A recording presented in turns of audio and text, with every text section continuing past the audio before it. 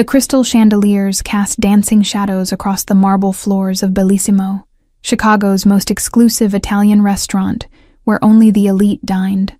Amidst the quiet murmur of wealthy patrons and the delicate clink of fine china, Harper Mitchell felt the familiar weight of exhaustion in her shoulders as she balanced a tray of wine glasses. Her hands trembled slightly as she approached Table 9, the most coveted spot in the restaurant, currently occupied by the notorious Callahan family. At the head sat Patrick Callahan, whose legitimate business empire barely concealed the criminal organization he'd inherited from his father 3 decades ago. Harper kept her eyes downcast as she placed the burgundy-filled glass before the imposing man, careful not to make direct contact with those steel-blue eyes that seemed to dissect everyone they landed upon. A whisper of cologne reached her nostrils. Expensive, subtle, dangerous, just like the man himself. She had almost made it safely away when his voice, smooth as aged whiskey, stopped her in her tracks. "You're new here." It wasn't a question, but a statement.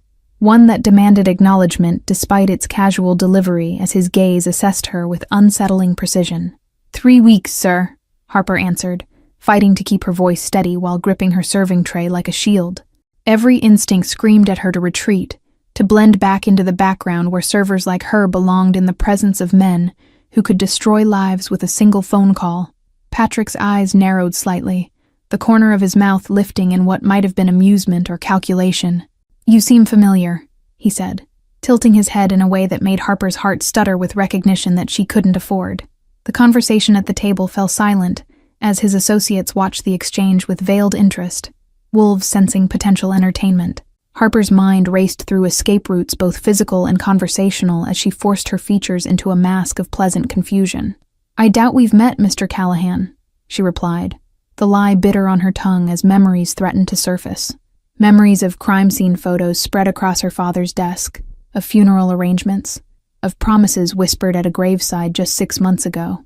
When Patrick's nephew knocked over a water glass, Harper seized the opportunity, quickly wiping the spreading puddle before it reached the Mafia boss's immaculate suit. As she leaned across, she made a split-second decision that would change everything. Whispering words meant only for his ears. "I know who killed your brother," she breathed, barely audible above the ambient restaurant noise, before straightening up with practiced professionalism. The shock that flashed across Patrick's normally impassive face was her only confirmation he'd heard. Harper continued her duties, heart hammering against her ribs as she felt Patrick's gaze following her throughout the evening, calculating, reassessing. She had just placed her bet on the most dangerous game of her life, gambling with information that had already cost her father everything. When closing time came, Harper wasn't surprised to find a black SUV waiting in the alley behind the restaurant, or to see Patrick's head of security, a mountain of a man named Rourke, leaning against it with arms crossed. "Mr. Callahan would like a word," he said, opening the door with a gesture that made it clear this wasn't a request. The interior was luxurious, buttery leather seats and privacy glass separating them from the driver, but Harper barely noticed, as she found herself face to face with Patrick Callahan, whose expression had transformed from shocked to dangerously curious. "You have exactly 1 minute to explain yourself before I decide what to do with you." Harper took a steadying breath, the culmination of 6 months of planning distilled into this moment as she reached into her pocket and placed her father's detective badge on the seat between them. "Detective Frank Mitchell was my father. He was investigating your brother's murder when someone made it look like suicide." Patrick's face remained unreadable as he picked up the badge, turning it over in hands that Harper knew had ordered countless deaths. "And why would the daughter of a cop come to me instead of internal affairs?" he asked, his voice deceptively soft as his eyes searched hers for deception. "Because the same people who frame my father are in your organization and the police department," Harper replied, meeting his gaze directly for the first time. "And because I have proof that your brother was working with my father to bring them down before they were both silenced." Patrick's stillness was more terrifying than any outburst of rage as he considered her words, the badge a heavy presence between them. "You realize making accusations like this could get you killed," he said finally, though it sounded more like a warning than a threat. Harper pulled out a sealed envelope from inside her jacket, her father's insurance policy that she'd discovered hidden behind the family portrait after the funeral. "These are photographs of your brother meeting with my father, along with account numbers they were tracking, money being siphoned from your businesses."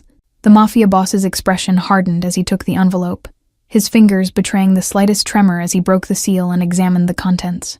The photographs showed his younger brother David in what appeared to be clandestine meetings with Detective Mitchell, both men looking over documents with grave expressions. David always was the idealist, Patrick murmured, almost to himself, a flash of grief crossing his features before being carefully tucked away. He wanted to clean up the family business, make it entirely legitimate before his daughter was old enough to understand what we do. Harper hadn't expected this moment of vulnerability, this glimpse of the man behind the ruthless reputation. "My father believed in justice more than the system," she explained, the words catching in her throat as she remembered Frank's late-night ramblings about corruption reaching to the highest levels. Patrick studied the account statements, his businessman's mind connecting dots that confirmed suspicions he'd harbored since his brother's death. "Charles Wendell," he said, naming his longtime financial advisor whose signature appeared on several transfers, and Captain Brooks from the 31st Precinct. The revelation hung in the air between them, confirmation of betrayal from trusted lieutenants in both their worlds. "They've been working together for years, bleeding your operation while using police resources to eliminate anyone who got too close," Harper explained, reciting the theory her father had pieced together. Patrick's eyes darkened with a cold fury that made Harper instinctively press back against the seat. "And you've been serving drinks at my table for 3 weeks, gathering information, planning this moment," he stated, a new assessment in his gaze that mixed respect with wariness. "I needed to be certain you weren't involved," Harper admitted, her honesty perhaps her only defense now that she'd played her hand. "My father believed your brother was trying to protect you from what he'd discovered." Patrick was silent for a long moment, weighing options with the calculation of a man accustomed to making life-or-death decisions. "You've put yourself in considerable danger coming to me," he finally said, tucking the evidence carefully into his jacket. "There are people in my organization who would kill to keep this quiet." Harper felt the weight of fear and determination in equal measure as she replied, "They've already taken everything from me. My father, our reputation, our home." The bitterness she'd carried these past months colored her words, despite her attempt at composure. Patrick studied her with renewed interest, seeing beyond the waitress uniform to the woman who had orchestrated this dangerous gambit. "What exactly do you want from me, Ms. Mitchell?" he asked, the formality signaling a shift in their dynamic. "Justice," Harper answered simply, the word encompassing everything she'd risked her life for. "And I believe you want the same for your brother, regardless of which side of the law you operate on." "Justice takes many forms in my world," Patrick responded, his tone measured as he made a decision that would irrevocably bind their fates together. "You'll come with me to a secure location, while I verify everything you've shown me." Harper recognized the protective custody for what it was, both shelter and elegant imprisonment, but nodded her agreement, having anticipated this outcome when she'd packed a small go-bag hidden in her locker. "I have evidence at my apartment that could help identify everyone involved." Patrick's eyebrow raised slightly, appreciative of her foresight despite himself. "Rourke and Elise will accompany you to retrieve your things," he said, gesturing to his security chief and the woman driver Harper hadn't noticed until now, who turned in her seat with watchful eyes. The safe house was a surprise, not the sparse warehouse or fortified compound Harper had imagined, but an elegant brownstone in Lincoln Park with tasteful furnishings and state-of-the-art security. "You'll stay on the 3rd floor," Patrick instructed as Rourke carried her duffel bag inside. "Consider yourself my guest, though I'm afraid you can't leave until this matter is resolved." Harper took in the gilded cage with a mixture of appreciation and wariness, noting the keypad locks and discreet cameras monitoring all entrances. "How long?" she asked, the practical question of a woman who had already calculated the cost of her choices. Patrick's smile held no warmth as he replied, "That depends entirely on how complicated your father's investigation turns out to be." He gestured toward a sleek laptop on the coffee table. "I'll need you to compile everything you have. Leave nothing out." For 3 days, Harper barely saw Patrick as she organized her father's scattered investigation notes into a coherent narrative, connecting money trails to suspicious deaths labeled as accidents or suicides. Sleep came in fitful bursts, haunted by memories of her father's obsession in those final weeks. On the 4th morning, Harper descended to the kitchen to find Patrick at the table, suit jacket draped over a chair, as he reviewed her compiled evidence with a focus that reminded her uncomfortably of her father. "Your work is thorough," he acknowledged without looking up. "I was studying forensic accounting before." Harper trailed off, the scholarship she'd lost after her father's disgrace still a raw wound. "The patterns are clear once you know what to look for. They've stolen almost 40 million from your operations over 8 years. Patrick's eyes met hers with a newfound respect that sent an unexpected shiver down her spine. Wendell has called an emergency meeting for tomorrow night, claiming discrepancies in our quarterly reports, he said, the trap already taking shape in his mind. The tension between them shifted subtly as Patrick stood, closing the distance between them with deliberate steps. You understand that once we move against them, there's no going back, he warned, his proximity making Harper acutely aware of the dangerous man behind the businessman facade. Harper nodded, her throat suddenly dry as she recognized the weight of their partnership. I stopped having the luxury of going back the day I found my father with a bullet in his head and a fabricated suicide note beside him. 2 weeks passed in a strange rhythm of strategy sessions and uneasy cohabitation, with Patrick dividing his time between legitimate business meetings and secret preparations. Harper found herself studying him when he wasn't looking, reconciling the ruthless crime boss with the man who placed fresh flowers beneath his brother's photograph each morning. The breakthrough came unexpectedly as Harper reviewed security footage Patrick had obtained from his brother's building. "Stop," she gasped, pointing to a familiar silhouette in the corner of the frame. "That's Detective Walsh. He testified that he was across town that night." Patrick's shoulder pressed against hers as they hunched over the laptop, his cologne mingling with the coffee on his breath. "The timestamp puts him there 20 minutes before the estimated time of death," he confirmed, their shared discovery creating an electric current between them. That evening, Rourke brought takeout from a small Italian place that wasn't on any delivery apps, setting out containers of pasta that smelled like heaven after days of tension. "My mother's restaurant," Patrick explained, opening a bottle of wine that probably cost more than Harper used to make in a month. The meal shifted something between them as Patrick shared stories of growing up in the family business, of protecting his younger brother from the harsher realities while envying his freedom to pursue legitimate dreams. He was studying law. "Did you know that?" he asked, swirling amber liquid in his glass. Harper found herself revealing pieces of her own childhood, how she'd followed her father to crime scenes, her talent for numbers making her his unofficial assistant by 16. "He used to say I saw patterns where others saw chaos," she confessed, surprised by how the words flowed after months of guarded silence. Their conversation stretched past midnight, the wine and shared grief lowering defenses built over lifetimes of caution. "You would have made an excellent detective," Patrick observed, his eyes lingering on her face with an intensity that had nothing to do with their investigation. The next morning brought reality crashing back when Elise burst into the brownstone, blood seeping through her jacket sleeve from what was clearly a bullet graze. "They made Walsh," she reported grimly to Patrick. "He's dead, and they know someone's been asking questions." Patrick's demeanor changed instantly, the casual warmth of the previous evening replaced by cold efficiency as he issued orders into his phone. "The safe house has been compromised," he told Harper, pressing a sleek handgun into her palm. "Stay close to me and remember what we practiced."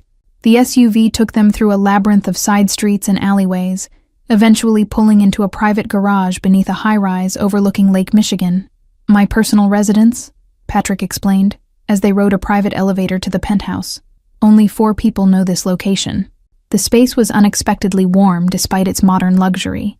Bookshelves lined with well-read classics, photographs of family gatherings, a piano in the corner with sheet music still open. This glimpse into Patrick's private world humanized him in ways Harper wasn't prepared for. Patrick moved through the apartment checking security measures, his jacket discarded to reveal a shoulder holster that seemed as much a part of him as his expensive watch. "We need to accelerate our timeline," he said, loosening his tie with a sharp tug that drew Harper's eye to the column of his throat. Harper found herself standing too close as they reviewed contingency plans, the adrenaline of danger and forced proximity creating an undeniable current between them. "If something happens to me," she started, but Patrick silenced her with a look that contained too many unspoken things. "Nothing will happen to you," he promised with quiet intensity, his hand reaching up to brush a strand of hair from her face, lingering just long enough to make her breath catch. The touch ignited something that had been building since that first whispered revelation in the restaurant. The moment shattered at the sound of Patrick's secure phone, the caller ID displaying Wendell in sharp digital letters.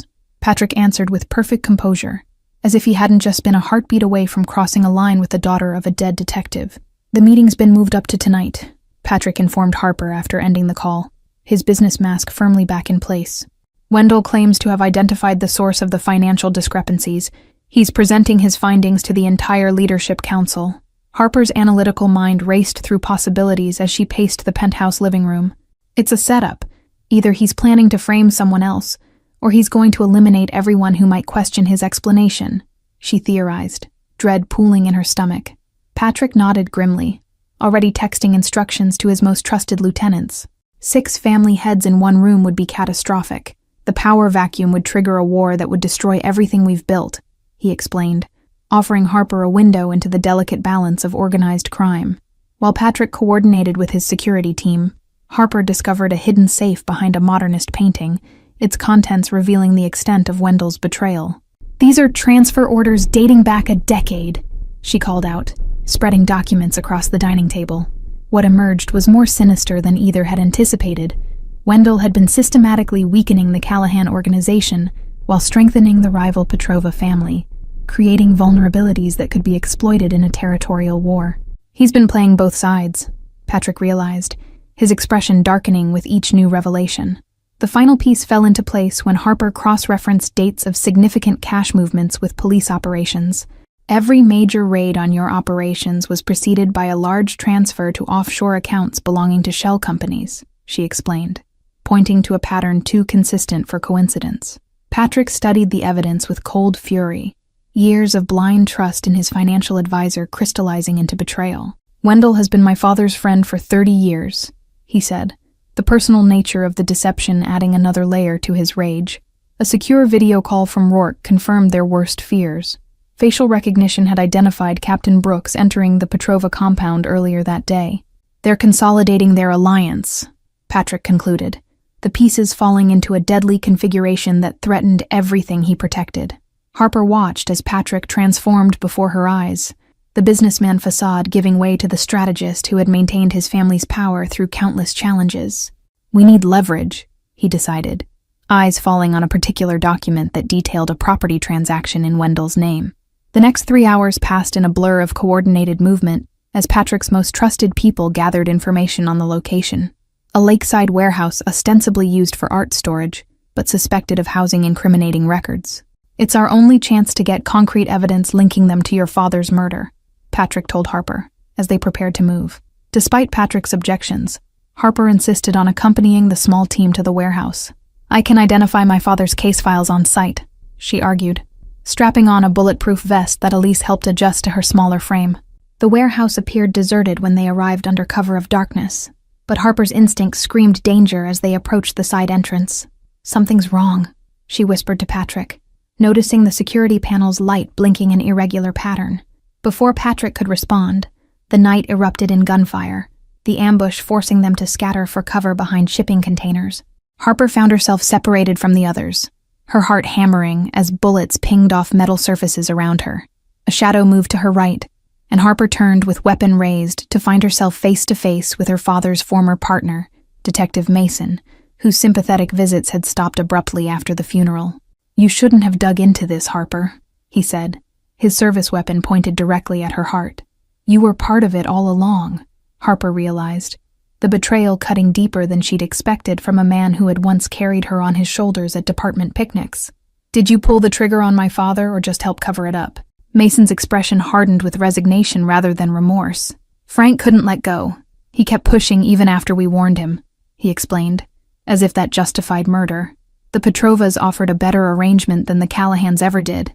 Harper kept him talking, aware that each second bought time for Patrick and his team to outflank their attackers. "And David Callahan? Was that your work too?" she asked, her finger steady on the trigger despite the turmoil in her chest. "David was collateral damage. He stumbled onto one of our meetings with Brooks," Mason admitted, his momentary distraction giving Harper the opening to dive behind a stack of crates as gunfire erupted from another direction. The warehouse became a chaotic battleground of shifting alliances and desperate gambits as Patrick's forces clashed with the Petrova ambush team. Harper crawled through narrow spaces between storage units, using skills her father had taught her for clearing dangerous buildings. She found Patrick pinned down by 2 gunmen, blood seeping from a graze wound on his temple that left half his face painted crimson. Without hesitation, Harper took aim and fired twice, her shots finding their targets with the precision her father had drilled into her at the police shooting range. Patrick's eyes met hers with something like wonder as she dropped to his side, tearing a strip from her shirt to staunch the bleeding. "You're full of surprises, Ms. Mitchell," he murmured, his voice strained but steady as they moved together toward the warehouse office. The reinforced door yielded to Patrick's security override, revealing walls lined with filing cabinets and a sophisticated computer setup. "Cover the door," Patrick instructed, as he began downloading files onto a secure drive, the digital evidence potentially more damning than anything physical. Harper stood guard, replaying Mason's confession in her mind while scanning for movement in the warehouse beyond. "They killed your brother because he discovered their partnership with the Petrovas," she said, pieces clicking into place as adrenaline sharpened her focus. Patrick worked methodically despite the chaos outside, his fingers flying across keyboards with unexpected expertise. "David was always the moral compass of the family," he said, grief momentarily visible before being channeled back into purposeful action. A thunderous explosion rocked the building as something volatile ignited in the firefight, flames quickly spreading through the wooden crates and paper records. "They're burning the evidence," Harper realized, the desperate tactic confirming how damning the warehouse contents must be. Patrick grabbed her arm as the computer completed its download, pulling her toward an emergency exit as smoke began filling the office. "We have what we need," he assured her, tucking the drive securely inside his jacket as they navigated the increasingly hazardous path. They emerged into the night air to find the warehouse engulfed in flames, illuminating a tableau of violence as the remaining combatants continued their deadly dance. Harper spotted Mason limping toward a vehicle, clutching what appeared to be a hard drive similar to the one Patrick had secured. Without consulting Patrick, Harper pursued her father's former partner, rage and justice propelling her forward despite the danger. "Stop," she commanded, her gun trained on Mason's back as he turned with resignation that quickly morphed into calculation. "Frank's daughter," Mason said, a twisted smile forming as he held up the hard drive. "I wondered how long it would take you to figure it out. Your father was just as stubborn, right up until the end." Harper's finger tightened on the trigger, the moment of justice she'd imagined countless times, finally within her grasp. "You don't get to talk about him," she hissed, the flames from the warehouse casting dancing shadows across their standoff. The wail of approaching sirens complicated an already volatile situation, the fire having triggered automatic alarms that would bring both firefighters and police to the scene. "Shoot me or let me go, Harper. Either way, you're out of time," Mason taunted, taking a calculated step backward. Patrick appeared at Harper's side, his presence steady despite the blood still trickling down his face. "The police arriving will include Brooks and his people," he warned quietly, his hand not interfering with her aim, but reminding her of larger stakes.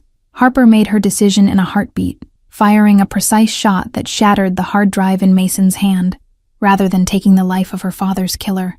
"You don't deserve a quick end," she told him, as his face contorted with rage at the destroyed evidence. Patrick moved with unexpected speed, disarming Mason with a practiced strike, before securing him with zip ties pulled from his jacket pocket. "He's our insurance policy," Patrick explained to Harper, as they dragged the struggling detective toward where Rourke waited with the vehicle. The escape from the warehouse complex unfolded in a blur of tactical movements, Patrick's team executing a pre-planned extraction that spoke to his meticulous preparation for worst-case scenarios. Harper found herself in the backseat of a sedan, sandwiched between Patrick and the now unconscious Mason. "Federal agents will be all over this by morning," Elise reported from the driver's seat, navigating through side streets to avoid the increasing police presence. "Brooks won't be able to contain the investigation with a fire this size and multiple casualties." Patrick's expression remained impassive as he pressed a burner phone to his ear, speaking in coded phrases that Harper understood were activating contingency plans throughout his organization. "We have 12 hours before Wendell realizes Mason failed," he concluded, eyes meeting Harper's with grim determination. They regrouped at a modernist glass house perched on a secluded bluff overlooking the lake, the property registered to a shell company 3 layers removed from any Callahan connection. "My father's panic room," Patrick explained as they descended into a bunker equipped with communication systems and surveillance feeds. The data retrieved from the warehouse exceeded Harper's most optimistic hopes, containing not just financial records, but email exchanges between Wendell, Brooks, and Petrova lieutenants dating back years.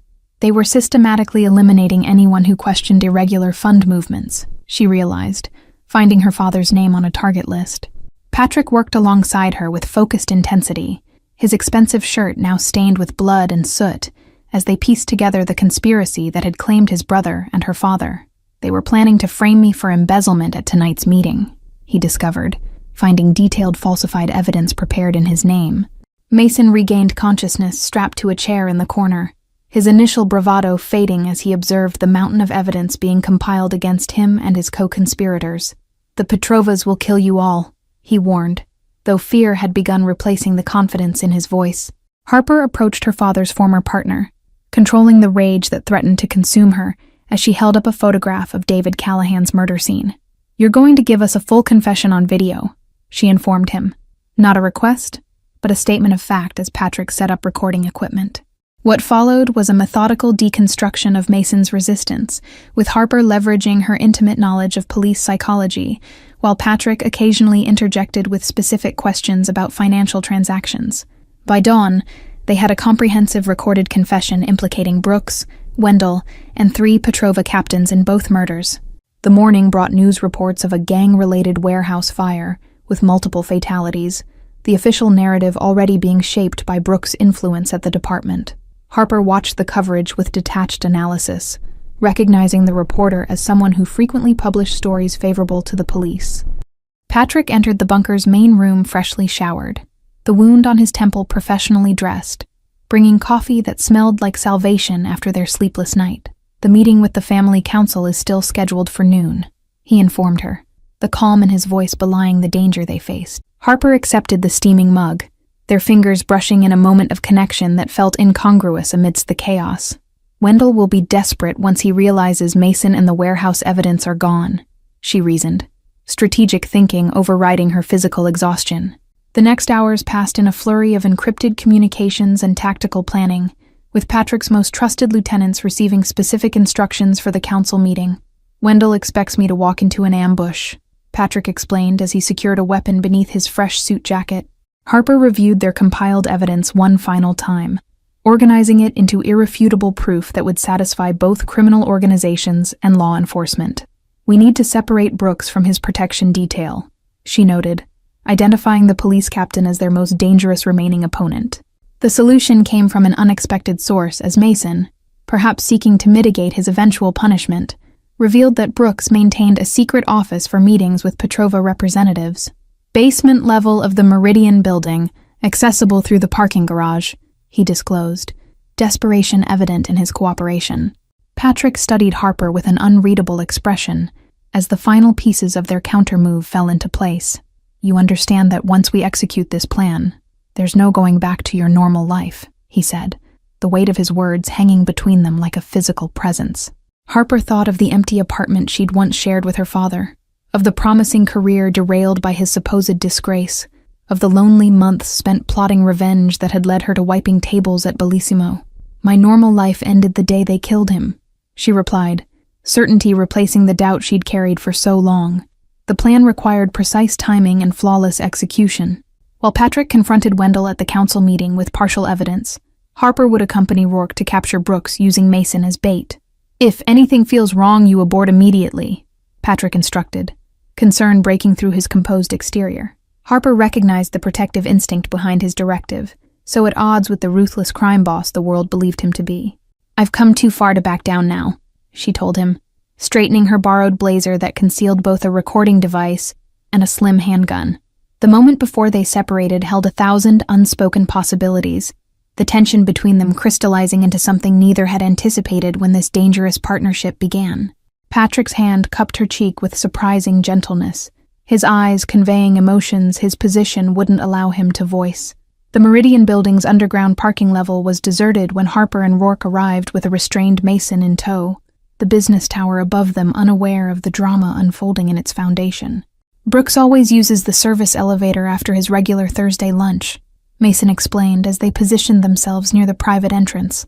Captain Brooks emerged precisely as predicted, his policeman's instincts immediately alerting him to the trap as Rourke stepped from the shadows.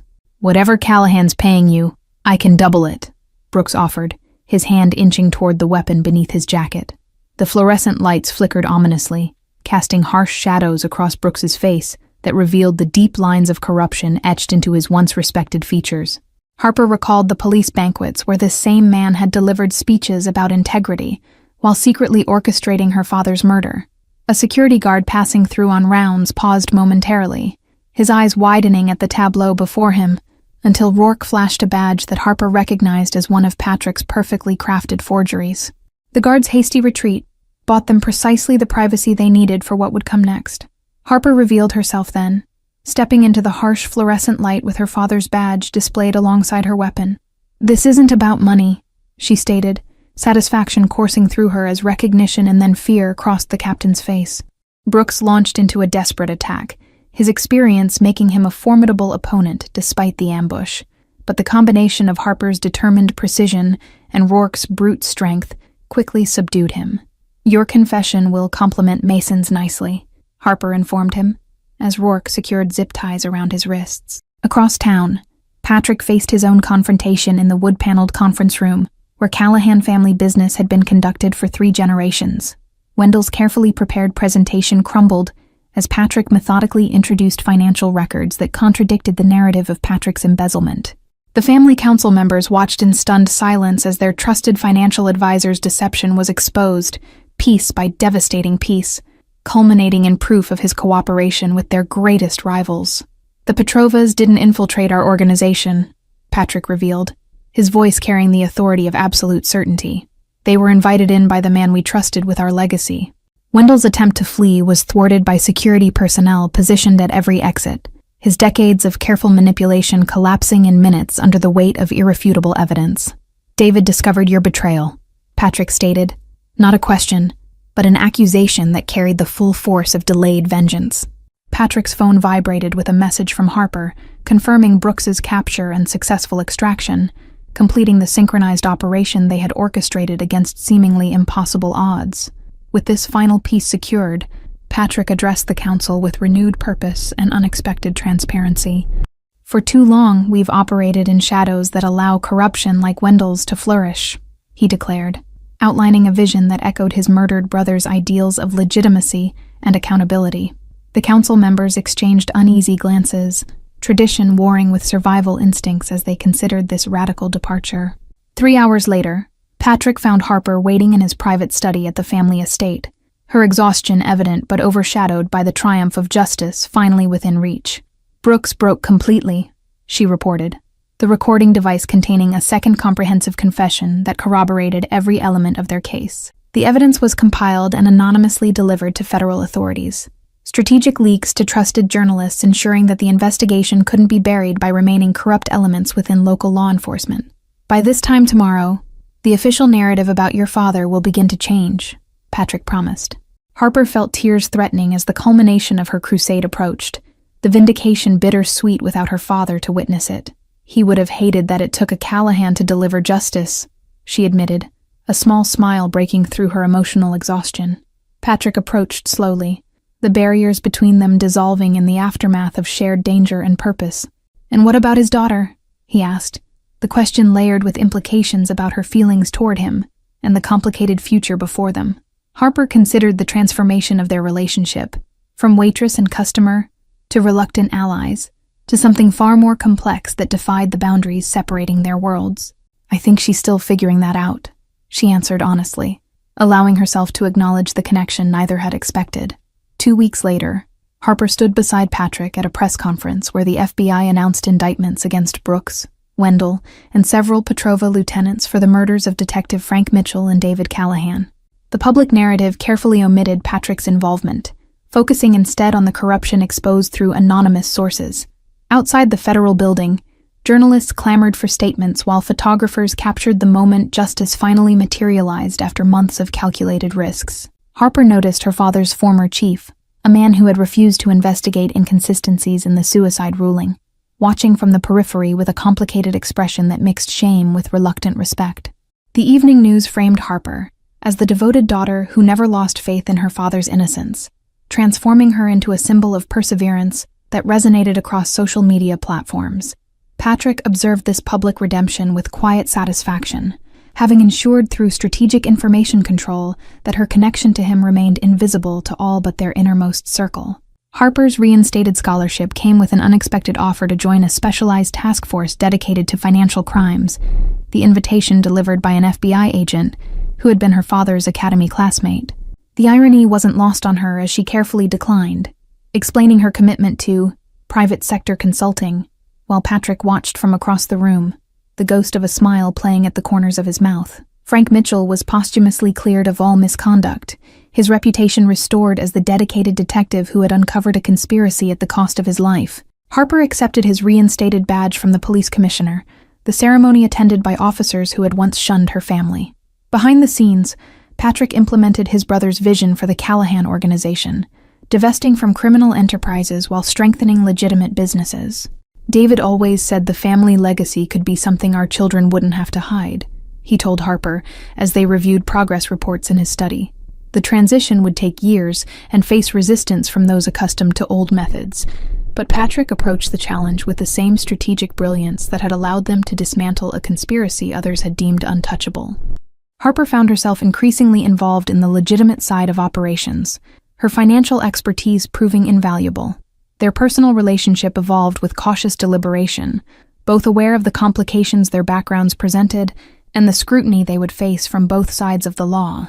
"We make an unlikely pair," Patrick observed one evening, as they shared a quiet dinner in the same restaurant where Harper had once whispered her dangerous revelation. Harper smiled as she watched him wipe the table between them, a gesture that echoed their first encounter, but now carried the weight of everything they'd survived together. "Sometimes the most unlikely combinations create something extraordinary," she replied, reaching across to take his hand in full view of the restaurant that had witnessed the beginning of their improbable journey. Thank you all for following this story. If you enjoyed it, please write in the comments where you're watching from. And don't forget to like, subscribe, and share this video, as your support is essential for me to continue creating content like this.